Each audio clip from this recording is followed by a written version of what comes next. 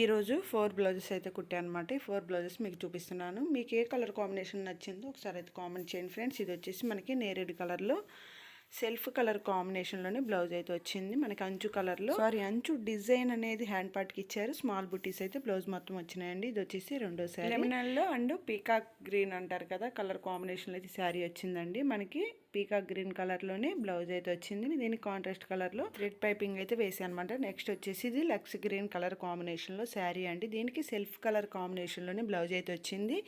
దీనికి కూడా gold colour కాంబినేషన్లో సన్నగా థ్రెడ్ పైపింగ్ అయితే ఇచ్చేసామన్నమాట. నెక్స్ట్ వచ్చేసి మనకి ఇది మామూలుగా వాషబుల్ శారీ అండి.